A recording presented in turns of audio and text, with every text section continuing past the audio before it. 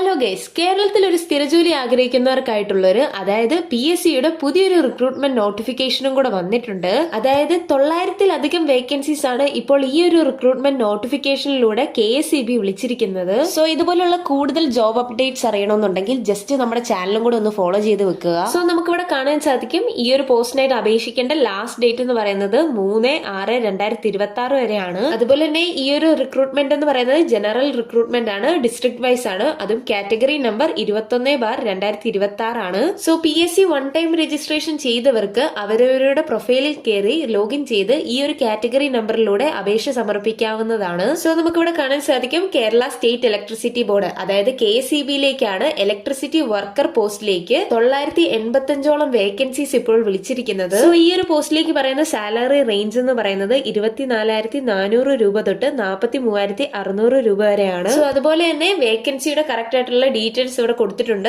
അതായത് total 985ഓളം vacancies ആണ് വിളിച്ചിരിക്കുന്നത്. അതായത് തിരുവനന്തപുരം 101 വേക്കൻസി, കൊല്ലം 49, പത്തനംതിട്ട 24, ആലപ്പുഴ 70, കോട്ടയം 64, ഇടുക്കി 96, എറണാകുളം 139, തൃശൂർ 62, പാലക്കാട് 68, മലപ്പുറം 64, കോഴിക്കോട് 117, വയനാട് 26, കണ്ണൂർ 73, കാസർഗോഡ് 32. അങ്ങനെ ടോട്ടല് 985ഓളം വേക്കൻസീസ് ആണ് ഇപ്പോൾ വിളിച്ചിരിക്കുന്നത്. സോ അതുപോലെ തന്നെ മെത്തേഡ് ഓഫ് അപ്പോയിന്റ്മെന്റ് എന്ന് പറയുന്നത് ഡയറക്ട് റിക്രൂട്ട്മെന്റ് ആണ്. അതുപോലെ തന്നെ ഏജ് ലിമിറ്റ് എന്ന് പറയുന്നത് 18 വയസ്സ് മുതൽ 40 വയസ്സ് വരെയുള്ളവർക്ക് അപേക്ഷിക്കാൻ സാധിക്കുന്നതാണ്. അതായത് 2/1/1986 അതുപോലെ തന്നെ 1/1/2008 ഇടയിൽ ജനിച്ചവർക്ക് ഈ ഒരു പോസ്റ്റിനായിട്ട് അപേക്ഷിക്കാൻ സാധിക്കുന്നതാണ്. ഇത് കൂടാതെ SC/ST കാറ്റഗറിയിലുള്ള കാൻഡിഡേറ്റ്സിന് 5 വർഷവും അതുപോലെ തന്നെ OBC കാറ്റഗറിയിലുള്ള കാൻഡിഡേറ്റ്സിന് 3 വർഷവും ഏജ് റിലാക്സേഷൻ ഉണ്ടായിരിക്കുന്നതാണ്. സോ ഇനി ഈ ഒരു പോസ്റ്റിനായിട്ട് ചോദിക്കുന്ന എഡ്യൂക്കേഷണൽ ക്വാളിഫിക്കേഷൻ എന്ന് പറയുന്നത് ഫസ്റ്റ് ക്വാളിഫിക്കേഷൻ ചോദിച്ചിരിക്കുന്നത് മിനിമം 10ാം ക്ലാസ് യോഗ്യതയാണ്. അതുകൂടാതെ ഗവൺമെന്റ് അപ്രൂവ്ഡ് ആയിട്ടുള്ള 2 വർഷത്തെ ട്രേഡ് സർട്ടിഫിക്കറ്റ് ഇൻ